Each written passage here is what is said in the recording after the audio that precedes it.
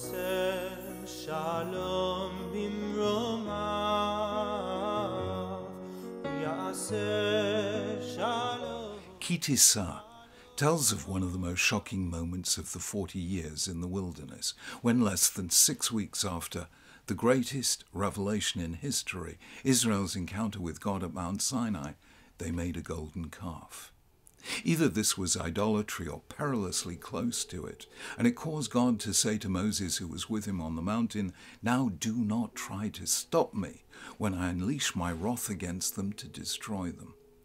What I want to look at here is the role played by Aaron, for it was he who was the de facto leader of the people in the absence of Moses and whom the Israelites approached with their proposal. The people began to realize that Moses was taking a long time to come down from the mountain. They gathered around Aaron and said to him, "Make us a god or an oracle to lead us. We have no idea what happened to Moses, the man who brought us out of Egypt." It was Aaron who should have seen the danger, Aaron who should have stopped them, Aaron who should have told them to wait, have patience and trust. But instead, this is what happened. Aaron answered them, "Take off the gold earrings that your wives, your sons, and your daughters are wearing, and bring them to me." So all the people took off their earrings and brought them to Aaron. He took what they'd handed him and fashioned it with a graving tool and made it a molten calf. Then they said, "This Israel is your God who brought you out of Egypt." When Aaron saw this, he built an altar in front of the calf and announced, "Tomorrow there will be a festival to the Lord." So the next day the people rose early and sacrificed burnt offerings and presented peace offerings. Afterward they sat down to eat and drink and got up to indulge in revelry. The Torah itself seems to blame Aaron, if not for what he did, then at least for what he allowed to happen. Moses saw that the people were running wild and that Aaron had let them get out of control and so become a laughingstock to their enemies. Now Aaron was not an insignificant figure. He'd shared the burden of leadership with Moses. He'd already become or was about to be appointed high priest. What then was in his mind while this drama was being enacted? Essentially, there are 3 lines of defense of Aaron in the Midrash, the Zohar, and the medieval commentators. According to the first, Aaron was playing for time. His actions were a series of delaying tactics. He told the people to take the gold earrings their wives, sons, and daughters were wearing, reasoning to himself, while they're quarreling with their children and wives about the gold, there'll be a delay and Moses will come. His instructions to build an altar and proclaim a festival to God the next day were likewise intended to buy time, because Aaron was convinced that Moses was on his way. The second line of defense is to be found in the Talmud, and is based on the fact that when Moses departed to ascend the mountain, he left not just Aaron, but also Hur in charge of the people. Yet Hur doesn't figure in the narrative of the golden calf. According to the Talmud, Hur had opposed the people, telling them that what they were about to do was wrong, and was then killed by them. Aaron saw this and decided that proceeding with the making of the calf was the lesser of 2 evils. This is what the Talmud says. Aaron saw Hur lying slain before him and said to himself, "If I don't obey them, they'll do to me what they did to Hur, and so will be fulfilled the fear of the prophet. Shall the priest, Aaron, and the prophet, Hur, be slain in the sanctuary of God? If that happens, they will never be forgiven. Better let them worship the golden calf, for which they may yet find forgiveness through repentance." The third line of defense, argued by Ibn Ezra, is actually that the calf wasn't an idol at all, and what the Israelites did was, in Aaron's view, permissible. After all, the people's complaint was, "We've no idea what happened to Moses." They didn't say, "We've no idea what happened to God." They didn't want a God substitute. They wanted a Moses substitute, an oracle, something through which they could hear or discern God's instructions, not unlike the Urim and Thummim that were eventually given to the high priest. Those who saw the calf as an idol, saying, "This is your God who brought you out of Egypt," were only a tiny minority, 3,000 of them, among a population of 600,000, and for that minority Aaron couldn't be blamed. So there is a systematic attempt in the history of interpretation to mitigate or minimize Aaron's culpability.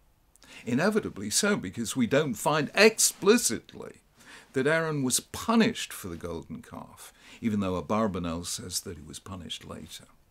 Yet with all the generosity we can muster, it's hard to see Aaron as anything but weak, especially in the reply he gives to Moses when his brother finally appears and demands an explanation.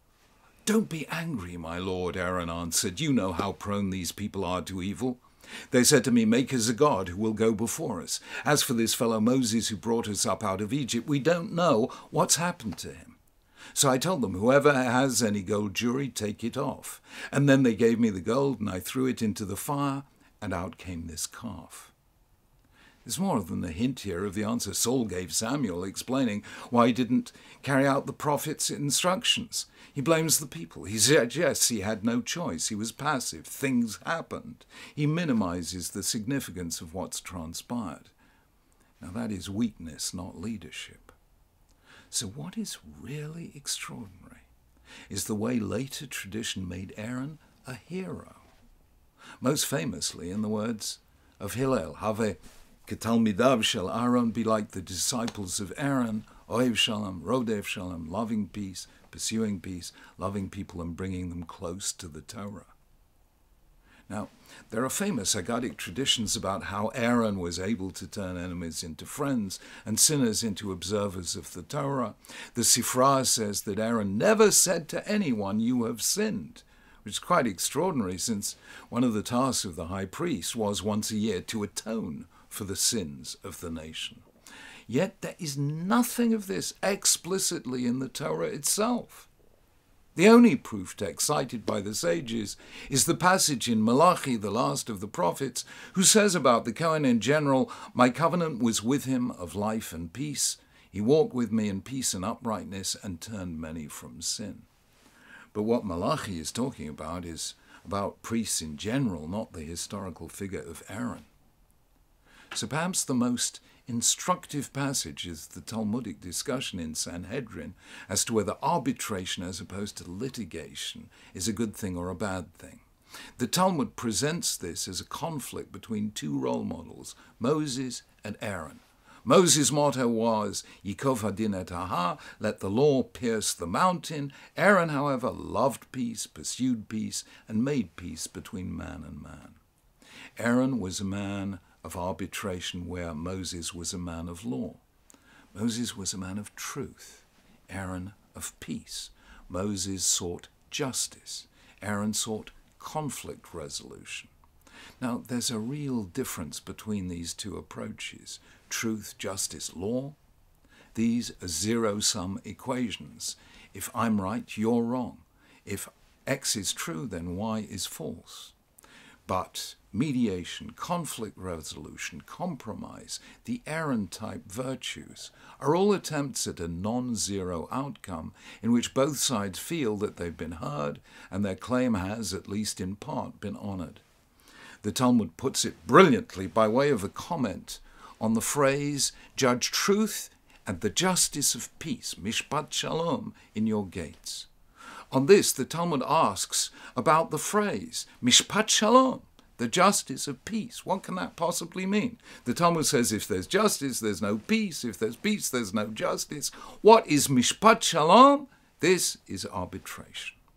Now let's go back to Moses, Aaron, and the golden calf. Although it's clear that God and Moses regarded the calf as a major sin, Aaron's willingness to pacify the people, trying to delay them, sensing that if he simply said no, they'd kill him and make it anyway, was not wholly wrong.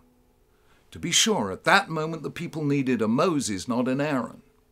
But under other circumstances and in the long run, they needed both. Moses as the voice of truth and justice, Aaron with the people's skills to conciliate and make peace. That is how Aaron eventually emerged in the long hindsight of tradition as the peacemaker. Peace is not the only virtue, and peacemaking is not the only task of leadership. We must never forget that when Aaron was left to lead, the people made a golden calf. But never think either that a passion for truth and justice is sufficient. Moses needed an Aaron to hold the people together. In short, leadership is the capacity to hold together different temperaments, conflicting voices, and clashing values. Every leadership team needs both a Moses and an Aaron, a voice of truth and a force for peace. Shabbat Shalom.